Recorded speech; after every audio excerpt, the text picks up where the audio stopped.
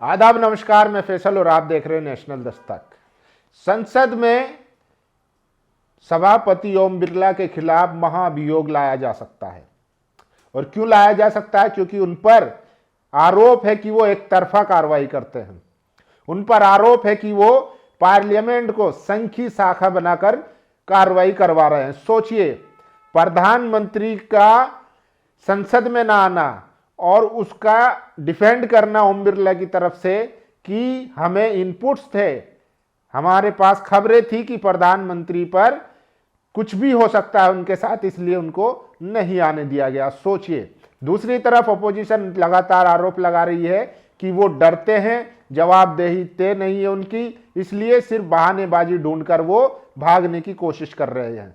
अब 8 महिला सांसदों ने महाभियोग के लिए प्रस्ताव दिया है क्योंकि ओम बिरला पर एक तरफा कार्रवाई का आरोप लगा है। ये तो कुछ भी नहीं। सोचिए, इस देश में संसद चल रही है और भारत के प्रधानमंत्री विदेश में घूम रहे हैं।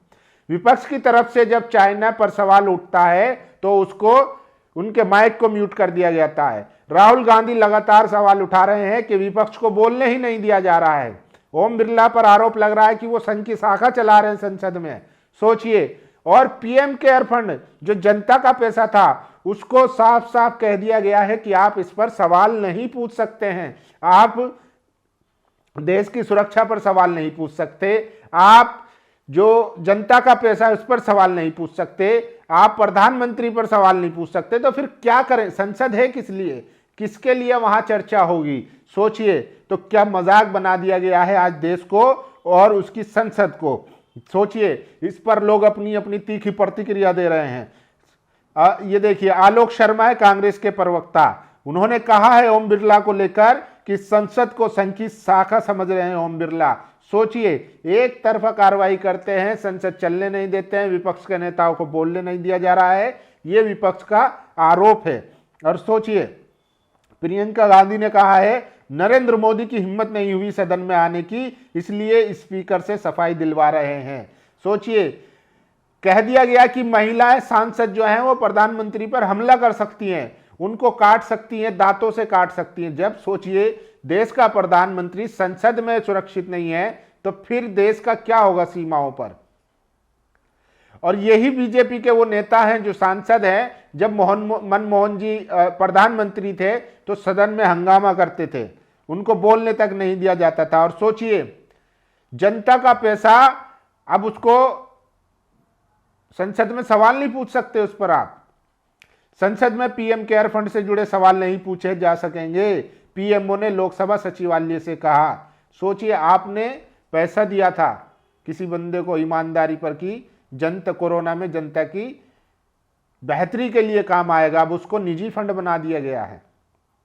और सोचिए, राहुल गांधी कह रहे हैं मेरी निजी राय यह है कि सरकार सब बहस से डरती है, प्रधानमंत्री सदन में इसलिए नहीं आए क्योंकि उन्हें डर था कि हम क्या कहेंगे, और यहां तक कि नरवणे की किताब को लेकर भी।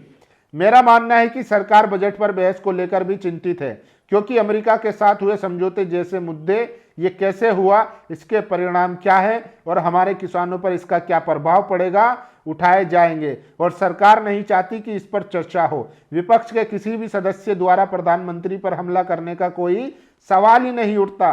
अगर किसी ने वास्तव में ऐसी धमकी दी है तो तुरंत एफआईआर दर्ज की जानी चाहिए और उस व्यक्ति को गिरफ्तार किया जाना चाहिए। ऐसा क्यों नहीं किया गया? सोचिए, मतलब अपनी जान को खतरा बताकर संसद की कार्रवाई से बच रहे हैं और विपक्ष को बोलने नहीं दिया जा रहा है। खुद विदेशों में घूम रहे हैं, अडानी के लिए डील करते फिर रहे मलेशिया में। ये सौमित्र रॉय जो पत्रकार है उन्होंने आरोप लगाया है। सोचिए, ट्रेड डील हुई है, उस पर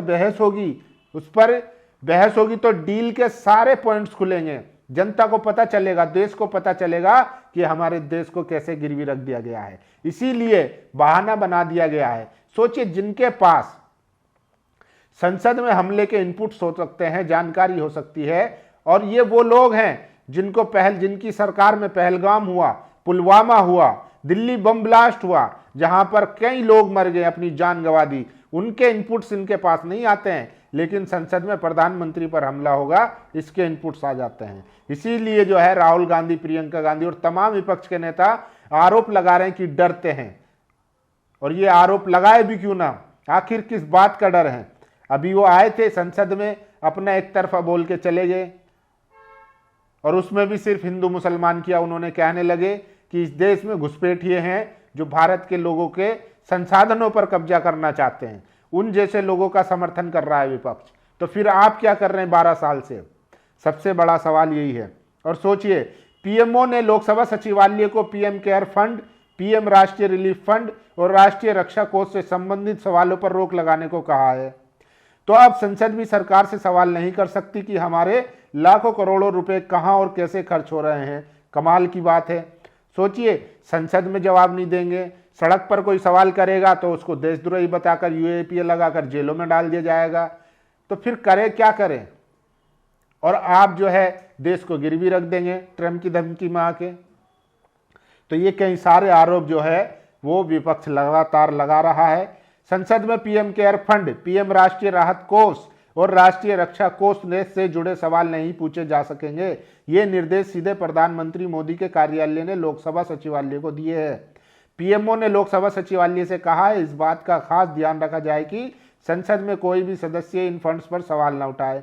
सवाल है, सांसद जनता के जनप्रतिनिधि हैं, उन्हें जनहित के सवाल पूछने से क्यों रोका जा रहा है? मोदी सरकार जनता के लाखों करोड़ रुपए का हिसाब क्यों नहीं देना चाहती? आखिर मोदी सरकार देश की जनता से क्या छिपाना चाह रही है? क्या अब देश की संसद नरेंद्र मोदी की मनमर्जी से चलेगी? ये सीधे तौर पर तानाशाही है, संसद का अपमान है और सांसदों के अधिकारों पर हमला है।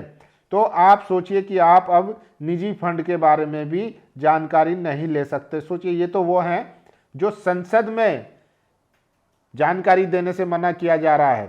पीएमओ ने लोकसभा सचिवालय को पीएम केयर फंड्स को लेकर साफ निर्देश दिए हैं। पीएमओ ने कहा पीएम केयर फंड्स, प्रधानमंत्री राष्ट्रीय राहत कोष और राष्ट्रीय रक्षा कोष से जुड़ा कोई भी सवाल लोकसभा में नहीं उठाया जा सकता। पीएमओ का कहना है कि ये तीनों फंड पूरी तरह से लोगों के स्वैच्छिक दान से बने हैं। इनमें भारत सरकार के कंसोलिडेटेड फंड ऑफ इंडिया से कोई पैसा नहीं डाला जाता, इसलिए ये फंड सरकार के सीधे नियंत्रण या जिम्मेदारी में नहीं आते हैं। पीएमओ का साफ निर्देश, सरकार से पीएम केयर पर कोई सवाल नहीं होगा। तो फिर किस पर सवाल होगा?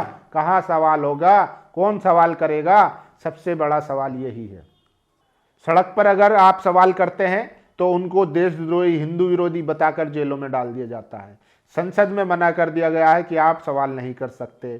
सवाल, आप मीडिया में इंटरव्यू आप देते नहीं हैं, प्रेस कॉन्फ्रेंस आप करते नहीं हैं, तो फिर कहां सवाल होगा? किससे सवाल होगा? तो इस देश को अपनी मनमर्जी से चलाया जा रहा है और 140 करोड़ लोगों के हितों को ताक पर रखकर अपने निजी संबंध और फायदे के लिए इस सरकार को चलाया जा रहा है, जिससे तमाम देश के करोड़ों वासियों को नुकसान हो रहा है।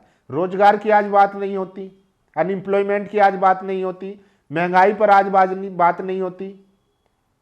सोचिए, लोगों को, मैं तो उनकी बात कर रहा हूं, उनके बारे में सोच रहा हूं जिन्होंने बहुत ही जिम्मेदारी से और भरोसा करके प्रधानमंत्री को तीसरी बार प्रधानमंत्री चुना और उन्होंने प्रधानमंत्री के एक कहने पर ताली बजाई। क्या नहीं किया? एक कहने पर उन्होंने पीएम केयर फंड में पैसा भी दिया ताकि देश का भला हो, जनता को राहत मिले। लेकिन अब उसी पैसे पर सवाल करने के लिए पाबंदी लगा दी गई है। वहीं दूसरी तरफ विपक्ष के सांसदों का यह प्लान है कि वो सभापति ओम बिरला के खिलाफ महाभियोग ला सकते हैं। उनको हटाने की बात चल रही है क्योंकि उनके ऊपर भी आरोप है कि वो एक तरफा कार्रवाई करवाते हैं, एक तरफा डिसीजन लेते हैं, एक तरफा फैसले लेते हैं। राहुल गांधी विपक्ष के नेता को बोलने नहीं दिया जाता है और प्रधानमंत्री ये आरोप लगाकर कि उनकी जान को खतरा है, ये आरोप लगाकर वो सदन से बाहर चले जाते हैं। तो फिर बचा क्या? करे क्या? एक तरफ आपने डील कर ली, उस पर बहस नहीं करवाना चाहते। बजट में क्या मिला क्या नहीं मिला उस पर बहस नहीं हो रही है। कहने को सदन चल रहा है लेकिन पूरा दिन ऐसे ही गायब हो जाता है। इस देश की जनता जो टैक्स भरती है, जो उम्मीद लगाए रहती है कि हाँ संसद में हमारी जिंदगी के अहम फैसले लिए जाएंगे, वहां पर कोई चर्चा ही नहीं हो रही है। तो बाकी आप लोगों की क्या राय है पूरी खबर पर? क्या पीएम केयर फंड का इस्तेमाल कहाँ हो रहा है, कैसे हो रहा है, कितना पैसा आया, क्या ये जनता को अधिकार नहीं है जानने का? अपनी राय जरूर दीजिए। शुक्रिया। नेशनल दस्तक की आपसे गुजारिश है कि अगर इसको बचाना चाहते हैं तो नेशनल दस्तक को सब्सक्राइब करने के लिए रेड कलर के सब्सक्राइब बटन को दबाएं, फिर बेल आइकन की घंटी दबाएं। नेशनल दस्तक को बचाने के लिए बहुत जरूरी है कि हर खबर को शेयर करें, लाइक करें, कमेंट जरूर करें।